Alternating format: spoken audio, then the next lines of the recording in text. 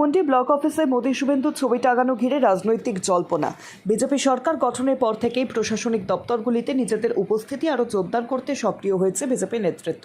মঙ্গলবার বাগমুন্ডি ব্লক বিজেপির উদ্যোগে বাগমুন্ডি ব্লক অফিস ও পঞ্চায়েত সমিতির অফিসে সৌজন্য সাক্ষাৎ করেন বিজেপির প্রতিনিধিরা। এদিন বিডিও ও পঞ্চায়েত সমিতির সভাপতির হাতে প্রধানমন্ত্রী নরেন্দ্র মোদী ও রাজ্যের মুখ্যমন্ত্রী শুভেন্দু অধিকারীর ছবি তুলে দেওয়া হয়। তৃণমূল পরিচালিত পঞ্চায়েত সমিতির সভাপতি মল্লিকা চক্রবর্তীর উপস্থিতিতেই অফিসে সেই ছবি টাঙানো হয়। পাশাপাশি প্রশাসনিক বিভিন্ন বিষয় নিয়ে আলোচনা ও সৌজন্য বিনিময় করেন বিজেপি নেতৃত্ব। উপস্থিত ছিলেন পুরুলিয়া জেলা পরিষদের সদস্য তথা ব্লক বিজেপির convener Rakesh Mahato, block co convener Bijay Mohan Singh, মণ্ডলের 4 সভাপতি অরুণ চন্দ্র মাঝি সহ বিজেপির গ্রাম পঞ্চায়েত ও পঞ্চায়েত সমিতির সদস্যরা। ঘটনাকে ঘিরে এলাকায় রাজনৈতিক মহলে নতুন করে চর্চা শুরু হয়েছে। পঞ্চায়েত সমিতি অফিসে আপনাদের বিজেপি কর্মীরা এসে এখানে প্রধানমন্ত্রী এবং মুখ্যমন্ত্রী ছবি উপহার দিলেন, কি বলবেন বিষয়টা?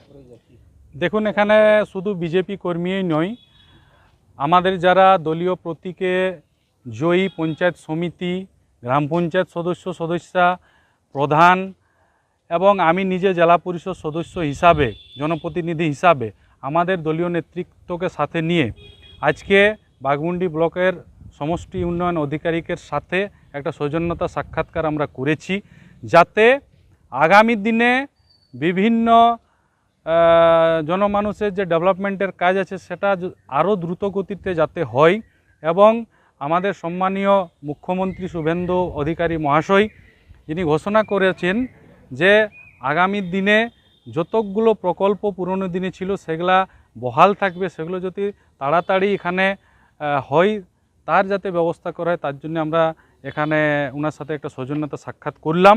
এবং আমাদের দেশের যশস্বী প্রধানমন্ত্রী নরেন্দ্র মোদীজির এবং আমাদের রাজ্যের নতুন মুখ্যমন্ত্রী সম্মানীয় শুভেন্দু অধিকারীর ছবি আজকে আমরা উপহার আকারে আমাদের বিডিও সাহেবকে আমরা দিলাম এবং সেই ছবি আমাদের পঞ্চায়েত সমিতির সভাপতিকেও আমরা উপহার আকারে মোদিজির ছবি এবং আমাদের মুখ্যমন্ত্রীর ছবি আমরা উপহার দিলাম।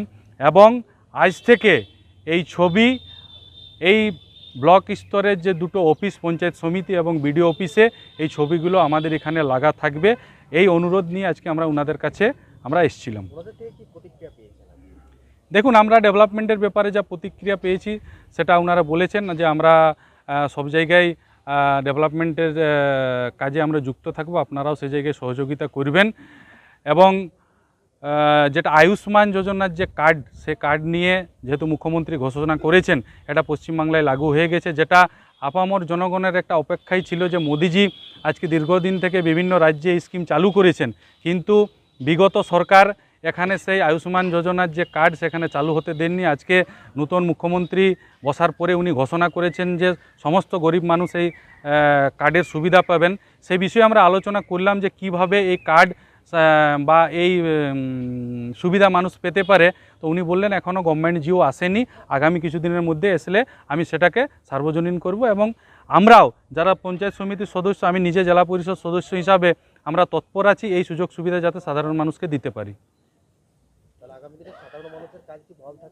আগামী দিনে বিগত সরকার 30 বছরের আগের সরকার, 15 বছরের আগের সরকার জনহিতৈষী প্রকল্প যেগুলো আমাদের পশ্চিমবাংলার জন্য ছিল, আমাদের নতুন মুখ্যমন্ত্রী সম্মানীয় শুভেন্দু অধিকারী ঘোষণা করেছেন সমস্ত স্কিম এখানে সাধারণ মানুষের জন্য বহাল থাকবে।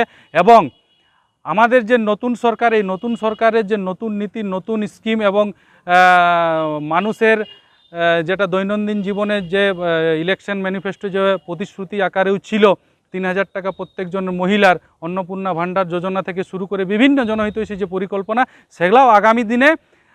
শেখ রতনের রিপোর্ট, পিবি নিউজ।